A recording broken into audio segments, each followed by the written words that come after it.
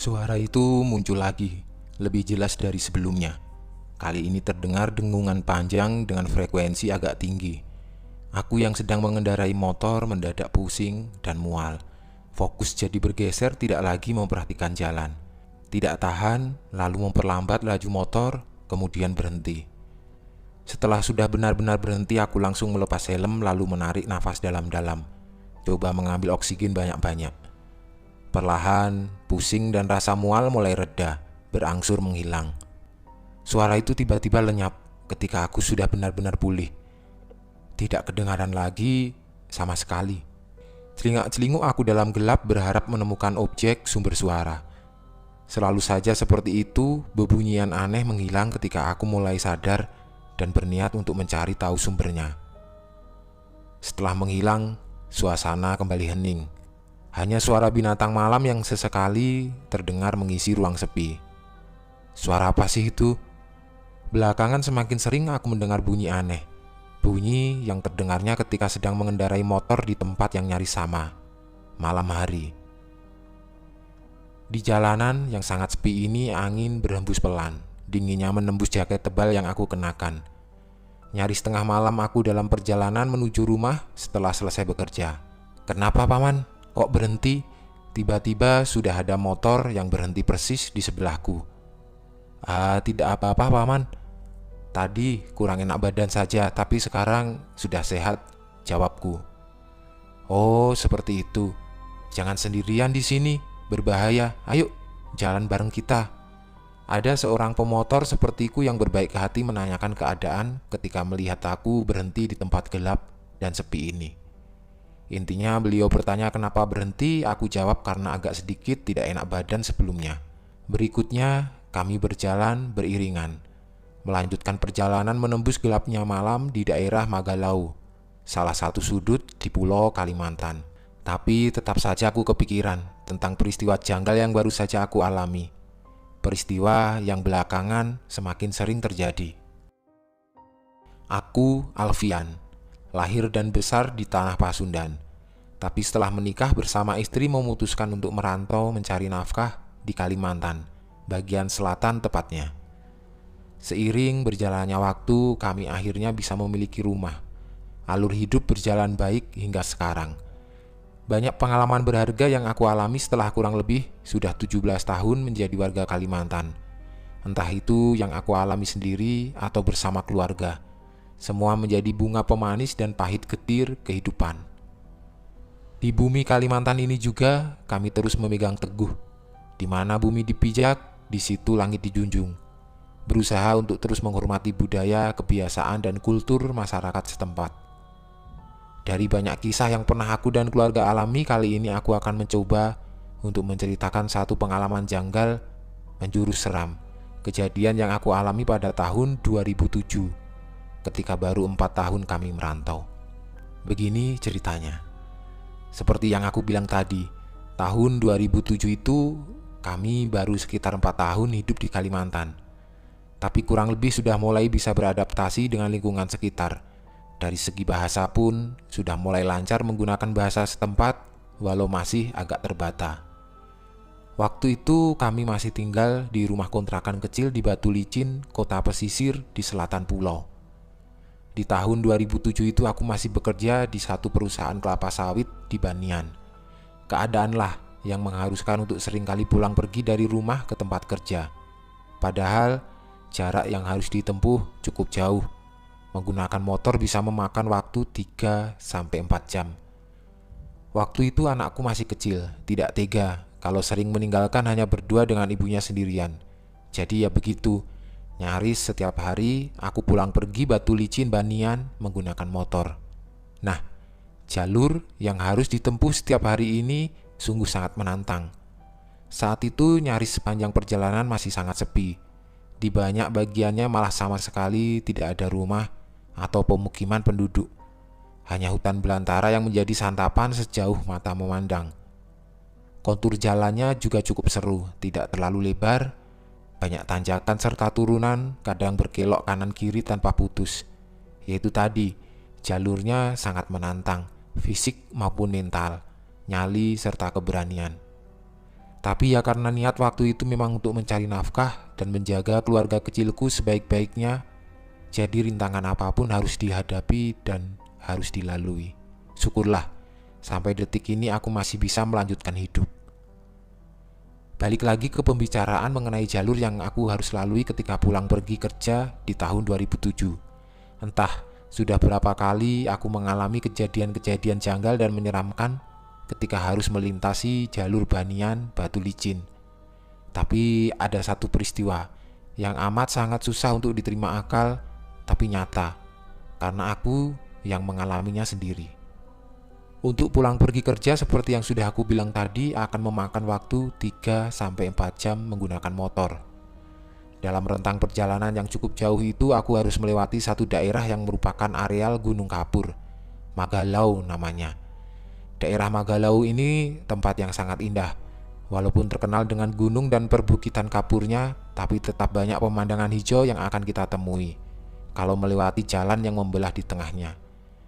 Jalan banyak berkelok, tikungan, tanjakan, dan turunan, jembatan kecil dan besar, pokoknya sangat menantang. Ada cerita yang beredar juga, kalau katanya daerah Magalau ini pada zaman dahulu kala merupakan wilayah laut.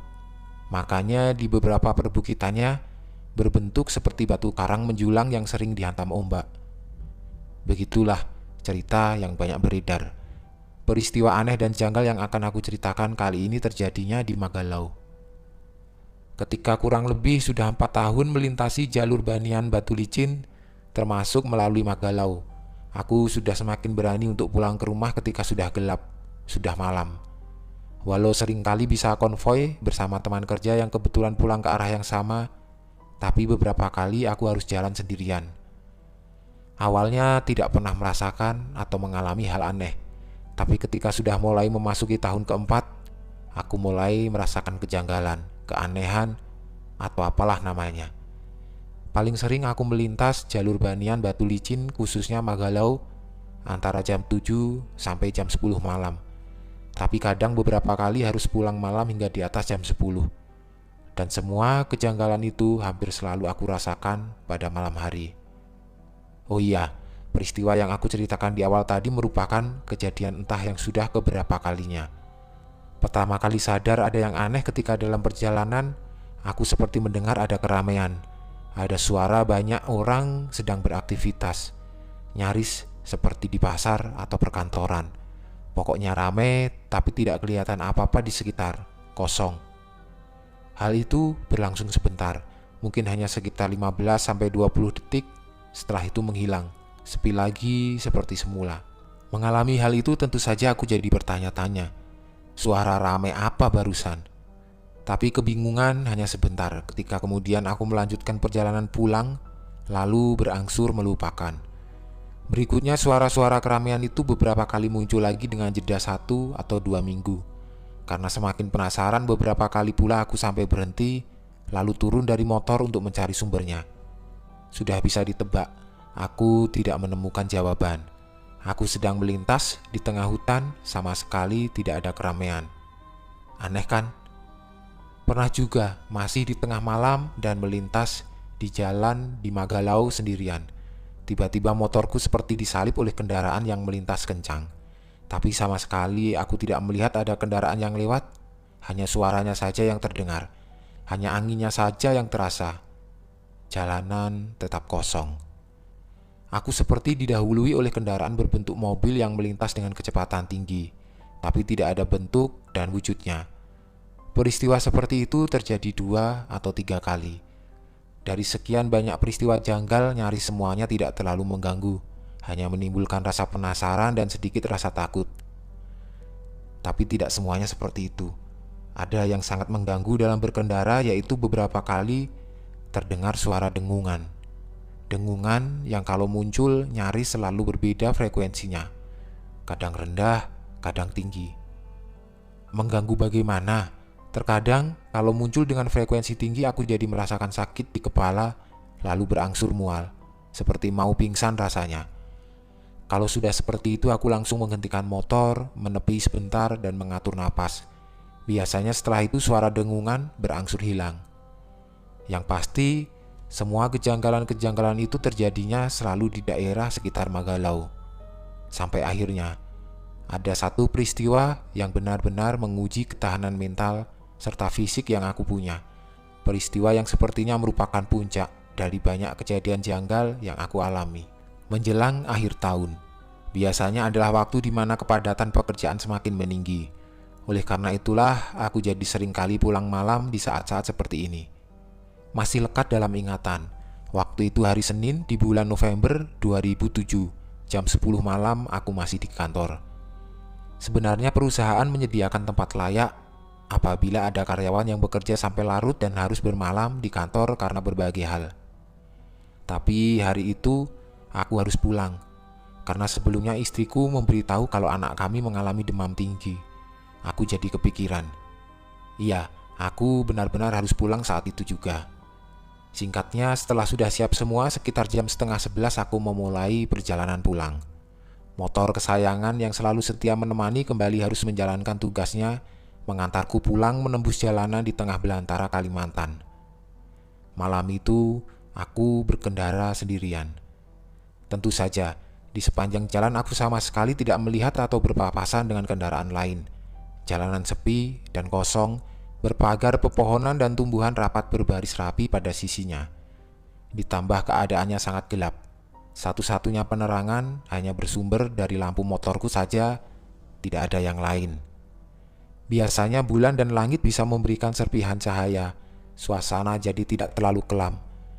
Tapi kali ini beda, angkasa kelihatan kusam. Awan tebal menggantung, tidak ada sinar bulan. Jadinya malam semakin kelam, agak mencekam. Jaket kulit sedikit bisa menahan terpaan angin, tapi tetap dinginnya masih terasa menembus sampai ke rongga dada. Laju motor kupacu sedikit lebih cepat dari biasanya, ingin cepat sampai di rumah untuk dapat melihat keadaan si kecil yang sedang sakit. Kurang lebih sudah 4 tahun lamanya aku melewati jalan yang sama, jalur yang sama. Karena itulah hampir setiap kelokannya aku sudah sangat hafal. Karena sudah sangat hafal dan ditambah kondisi jalan yang kosong melompong dengan kecepatan di atas rata-rata, kurang dari 1 jam aku sudah memasuki wilayah Magalau. Seperti yang sudah aku ceritakan di awal, jalan di Magalau memiliki kontur yang menantang, banyak tanjakan, belokan, serta tikungan tajam. Makanya di sini aku sedikit mengurangi kecepatan, lebih fokus dan konsentrasi. Karena gelap, aku jadi susah melihat jam tangan. Jadinya hanya bisa mengira-ngira saja sudah pukul berapa saat itu. Tebakanku kira-kira sudah jam setengah 12. Motor terus kupacu. Sudah belasan tikungan terlewati, tanjakan turunan terlalui. Yang ada dalam pikiran hanya ingin cepat sampai rumah. Tapi beberapa menit berikutnya ada sesuatu yang terjadi. Ada keanehan yang akhirnya membuat kembali harus menurunkan kecepatan. Keanehan yang sebelumnya sudah pernah aku alami. Tepat ketika baru saja melewati satu tikungan tajam yang sejak tadi hanya suara mesin motorku saja yang kedengaran. Tiba-tiba aku mendengar ada suara lain, samar tapi ada. Terdengar ada keriuhan, seperti suara banyak orang yang sedang berada di satu tempat. Ada yang bersahutan, berbincang, tertawa, ada yang sedang saling memanggil. Pokoknya suara banyak orang sedang berinteraksi, ramai. Mendengar itu sontak, aku langsung memperlambat laju motor lalu memperhatikan sekeliling. Melihat ke kanan kiri, coba mencari sumber suara. Tapi aku tidak menemukan apa-apa, hanya sepi dan gelap layaknya belantara di tengah malam. Lalu suara itu dari mana munculnya? Entahlah, yang pasti detik berikutnya aku mulai merinding. Perasaan mengatakan kalau kali ini kejanggalan sudah merunut ke arah seram. Coba mengabaikan, aku kembali tancap gas. Tapi suara itu tetap ada. Keramaian tetap terdengar. Kadang samar, kadang sangat jelas. Sampai entah berapa menit kemudian suara itu berangsur hilang. Aku kembali mempercepat laju motor. Tapi ketenangan hanya sebentar. Berikutnya ada kejadian yang berbeda lagi. Tidak mendadak, tapi perlahan aku kemudian mendengar suara yang lagi-lagi sebelumnya sudah pernah terdengar. Ada dengungan. Aku bingung cara menggambarkan bunyi ini. Intinya terdengar seperti suara lebah, tapi dengan volume tinggi. Kira-kira seperti itu. Dengungan ini belum mengganggu kalau masih samar. tapi akan mengganggu kalau sudah sangat jelas dan dengan frekuensi tinggi. Buat aku, lama-kelamaan mendengar dengungan ini kepala menjadi pusing. Kemudian perut berangsur mual, ingin muntah, dan berkeringat dingin. Entah kenapa bisa begitu. Sama, yang aku rasakan saat itu juga begitu. Lama-kelamaan dengungan jadi semakin jelas dan frekuensinya meninggi. Perlahan aku merasakan pusing, perut mual, tapi masih terus memaksa diri untuk melanjutkan perjalanan. Tapi akhirnya aku menyerah. Ketika mulai turun keringat dingin, aku tepikan motor, berhenti di sisi jalan, membuka helm, lalu menarik nafas panjang, coba menyerap oksigen sebanyak-banyaknya. Setelah itu perlahan aku mulai pulih. Pusing mual dan keringat dingin berangsur hilang. Saat itulah aku sadar kalau ternyata suara dengungan juga hilang. Keadaan kembali sepi, senyap, layaknya hutan belantara. Ketika kondisi badan sudah agak bugar, aku memutuskan untuk melanjutkan lagi perjalanan. Namun ketika hendak memakai helm, tiba-tiba aku dikagetkan oleh suara kendaraan yang melintas. Sangat jelas, aku mendengar suara mesin mobil yang sedang melintas cepat. Anginnya sampai terasa menggoyang motor dan badanku. Yang melintas bukan hanya satu kendaraan, tapi ada 3. Aku menghitungnya dan aku yakin itu. Tapi ada yang menyeramkan. Ternyata aku hanya mendengar suaranya saja, hanya merasakan anginnya saja. Sama sekali aku tidak melihat wujud bentuk dari kendaraan itu. Jalanan tetap kosong, tetap sepi, tetap gelap. Ya Tuhan, apa yang baru saja melintas? Aku bertanya dalam hati. Masih kebingungan, aku langsung memakai helm lalu tancap gas. Suasana semakin mencekam, semakin tidak jelas. Seharusnya aku sudah menemui 1 atau 2 rumah penduduk. Perhitunganku harusnya sudah melewati daerah Magalau. Tapi ini tidak. Jalan yang aku tempuh masih di tengah-tengah hutan, masih sepi dan gelap. Sama sekali tidak kelihatan bangunan atau rumah penduduk. Tidak ada pilihan lain selain terus maju mengikuti jalan, berharap tidak tersesat. Aneh, karena seharusnya aku sudah hafal dengan wilayah ini. Tapi sekarang seperti sedang melintasi jalan yang belum pernah aku lewati. Sama sekali asing.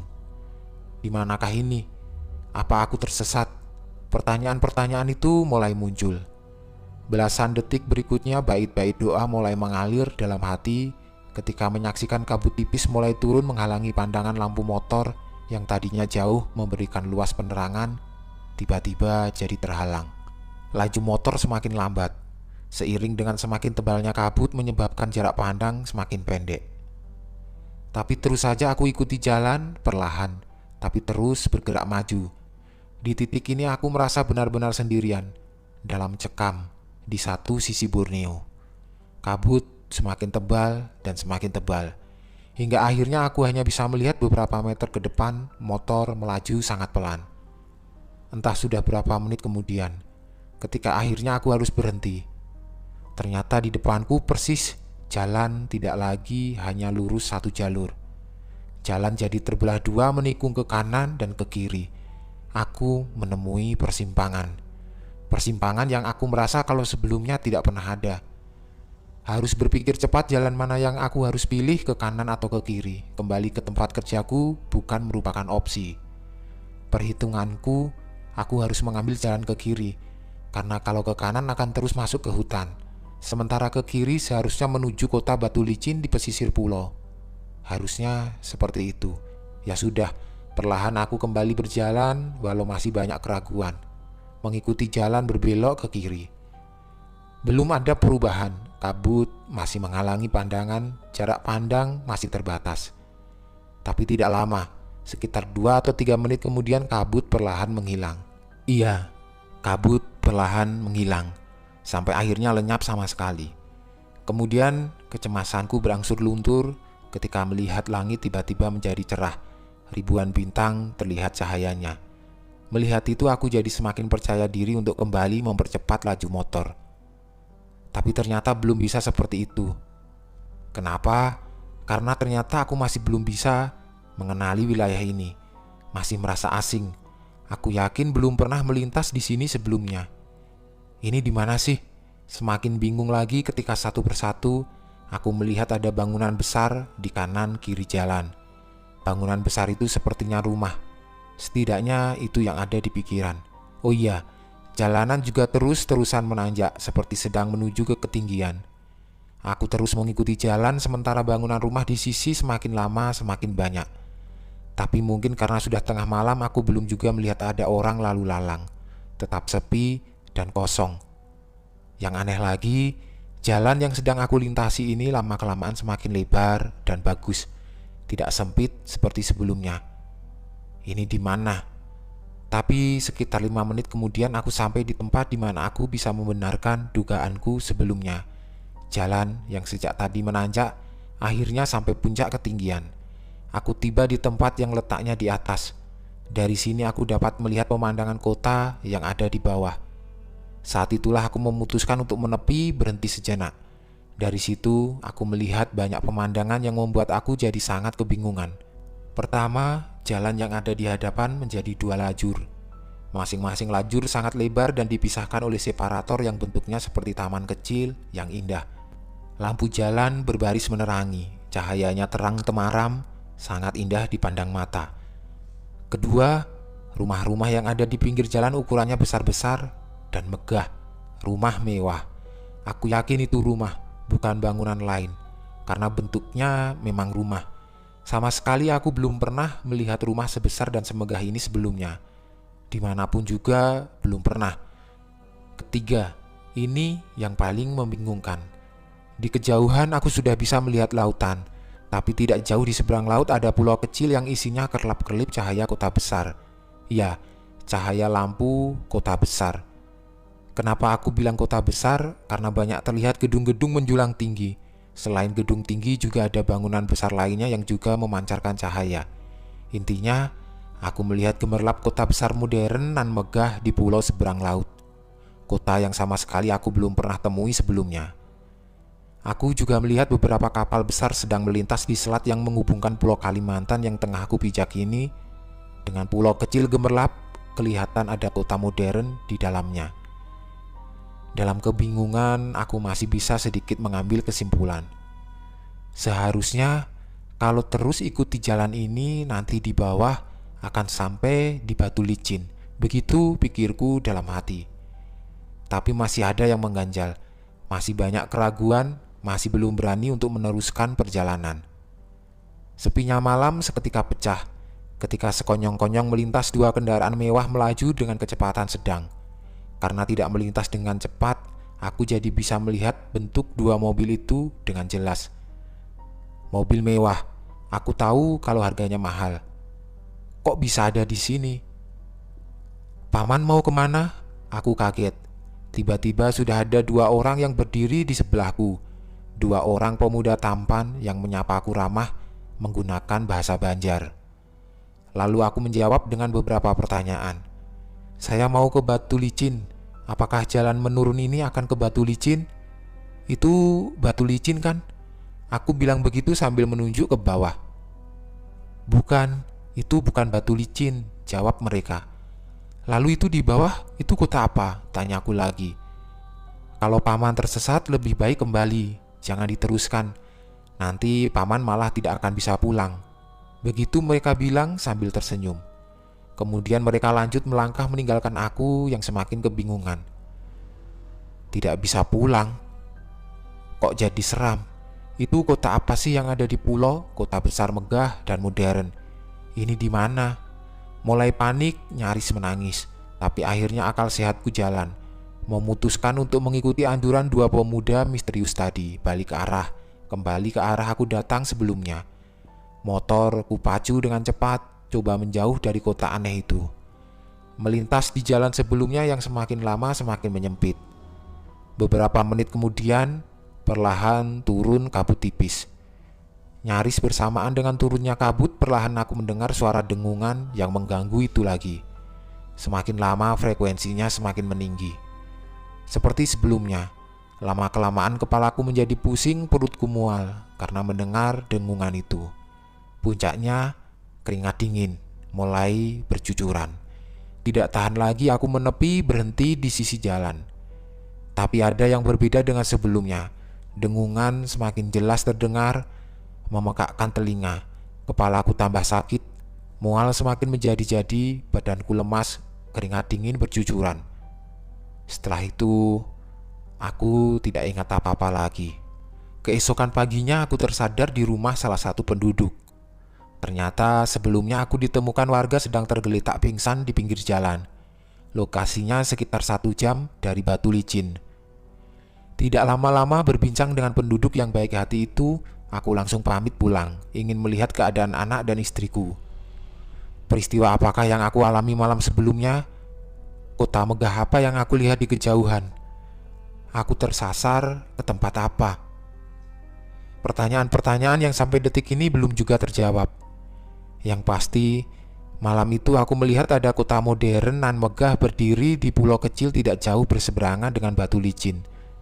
Padahal sebelum dan sesudahnya, aku tidak pernah melihat itu semua. Tidak pernah ada sampai sekarang.